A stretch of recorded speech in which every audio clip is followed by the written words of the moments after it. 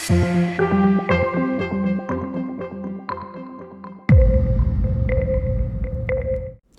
once the diagnosis is confirmed, then we can decide on the therapeutic intervention, what are the choices and what we do. So for unicentric Castleman disease, one area, and confirmed by CT scan it's only one area, that almost I would say curative treatment is surgery. You remove that one lymph node, which is Castleman, and very small chance patient would recur, especially if it is highline vascular, it's considered curative. We do follow these patients periodically, initially with CT scan once a year or so, and then less frequently, but their chances of recurrence are extremely small. When it's multicentric Castleman disease, we need to give systemic treatment. We cannot do surgery.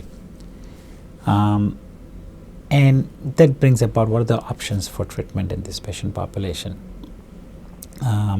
Till recently, we used to treat with drugs that are commonly used for lymphomas.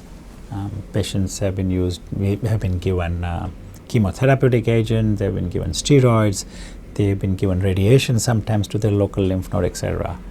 None of them have been very effective and or has longer lasting efficacy in this setting. Similar to lymphoma, patients have received rituximab, which is an anti-CD20 antibody, very well-known antibody for treatment of lymphoma. And rituximab has also been shown to decrease the lymph node size and improve the symptoms. However, it is not currently approved for this indication.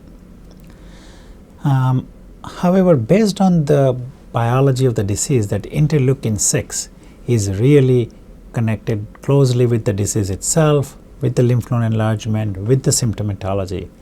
Very recently, a new antibody called siltuximab was evaluated in Castleman disease, and based on this randomized study, very recently it has just been approved as a treatment of choice or approved treatment for treatment of Castleman's disease.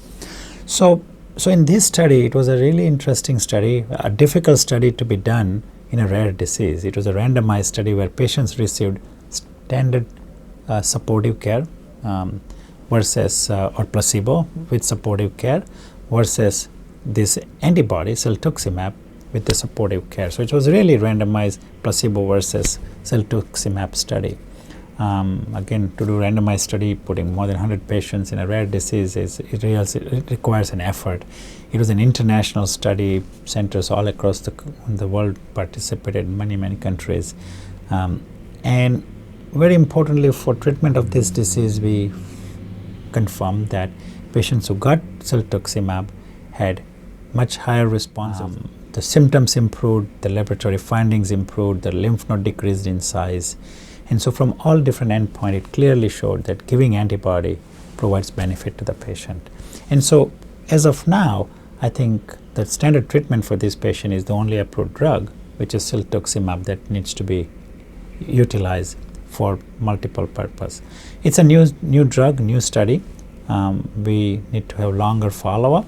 It seems that not only the initial treatment with antibody, but continuous use of antibody may be required, sort of a maintenance treatment. And those algorithms are being developed, but in other countries and even in United States, the antibody has been used to suggest that we should continue using it, and patients remain well, they remain functional. So important part of this disease is that the mortality is not high with this disease. It's not cancer. So patients do not die from this disease, except when they have aggressive disease, when they have HHV8 positivity, they have complications with HIV, etc. But regular patients with highline vascular or in many of the plasmacytic variant, their main problem is quality of life. So siltuximab really improves quality of life. If they feel fatigue, they have fevers, they have night sweat, they are bedridden, they can, once they are treated, can become normal. They can go back to their work and they can do what they can do. So I think it's the antibody improves their disease outcome, they improve their quality of life, and that's an important part of it.